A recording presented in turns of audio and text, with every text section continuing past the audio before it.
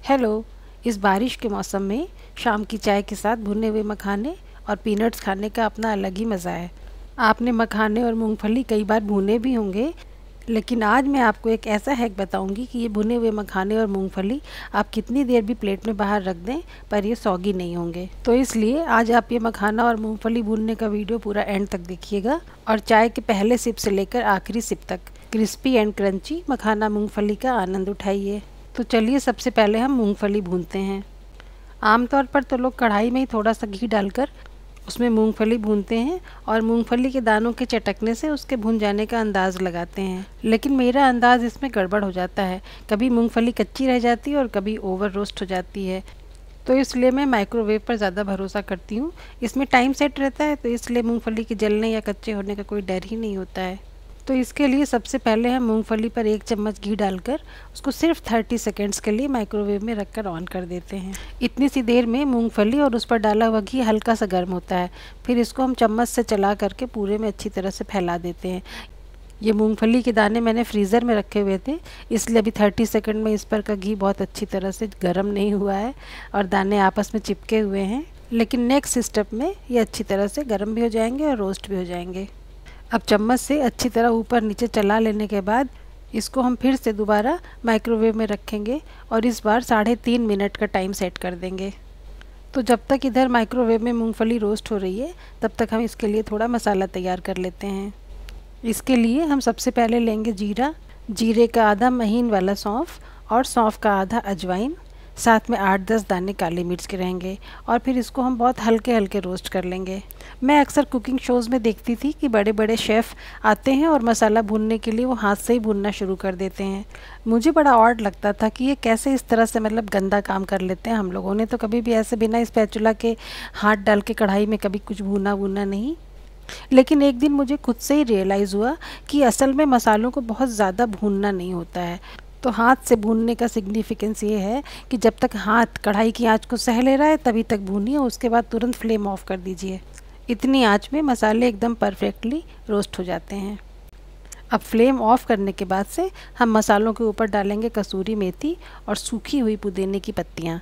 अभी कढ़ाई और मसाले इतने गर्म हैं कि उतनी ही आंच से ये अच्छी तरह से रोस्ट हो जाते हैं। अगर फ्लेम ऑन रहेगी तो फिर ये पत्तियाँ जल जाएंगी।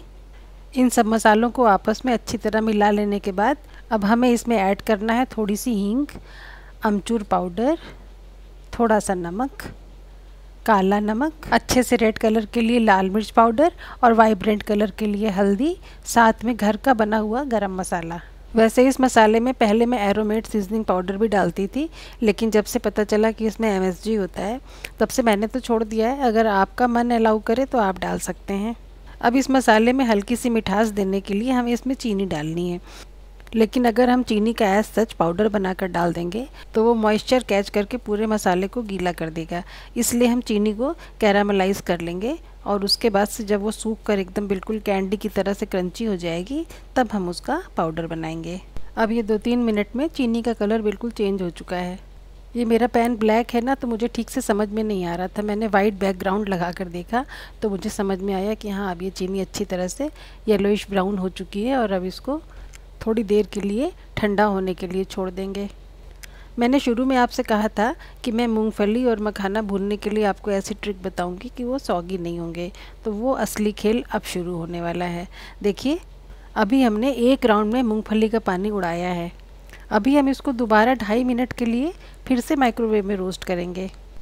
अब ये कुल मिलाकर 6 मिनट तक रोस्ट होने के बाद से अब ये पीनट्स बहुत अच्छी तरह क्रंची हो चुके हैं। इनको 2 बार में रोस्ट करना ज़रूरी होता है। अगर डायरेक्ट हम 6 मिनट के लिए इनको माइक्रोवेव में रख देंगे तो ये जल जाएंगे। लेकिन अभी भी बात वहीं की वहीं है कि अगर इन पीनट्स को आप चाय के साथ खाने बैठेंगे तो फिर ये सौगी होने लगेंगे।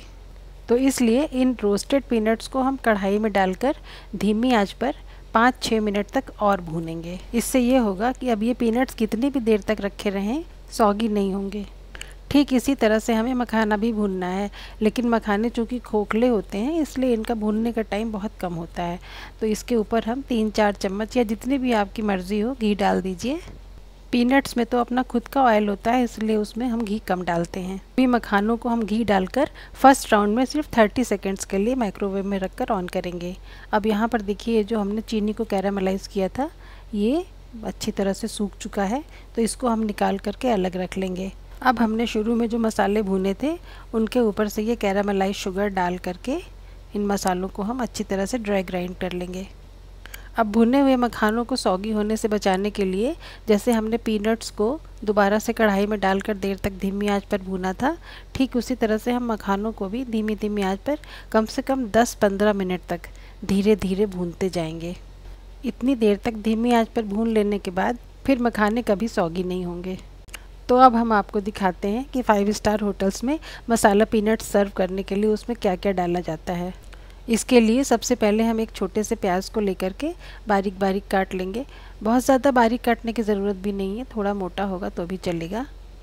इसके बाद हमें एक टमाटर काटना है। टमाटर के हम लंबाई में टुकड़े करके उसके अंदर के बीज सारे निकाल देंगे। अगर बीज छोड़ देंगे तो उसमें बहुत पानी निकलेगा जो पीनट्स को गीला कर देगा। इसी तरह से खीरे के भी हम छोटे छोटे टुकड़े काट लेंगे।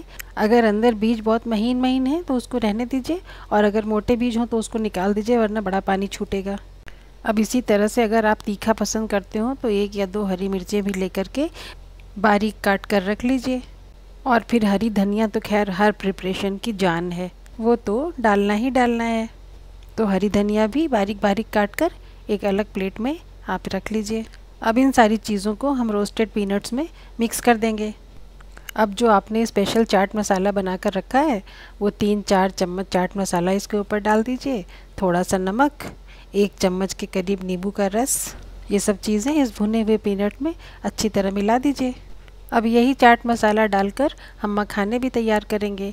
तो 3-4 चम्मच के करीब चाट मसाला डाल दीजिए और इसको मिक्स करने के लिए हम इसके ऊपर 2-3 चम्मच पिघला हुआ घी डालेंगे।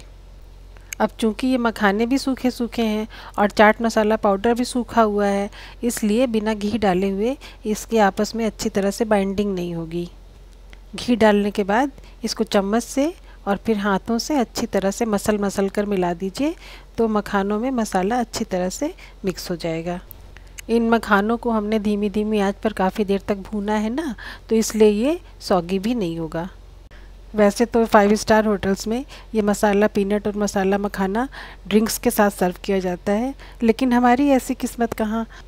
हम तो इन स्नैक्स को चाय के साथ ही लेकर के खुशियाँ मना लेंगे। आपने मसाला पीनट और मसाला मखाना को किस चीज़ के साथ कंबाइन किया, हमें कमेंट में ज़रूर बताइएगा। बात पसंद आई हो तो लाइक, शेयर एंड सब्सक्राइब भी कीजिएगा। कोई अच्छी सी रेसिपी लेकर फिर मिलूँगी। Bye bye and take care.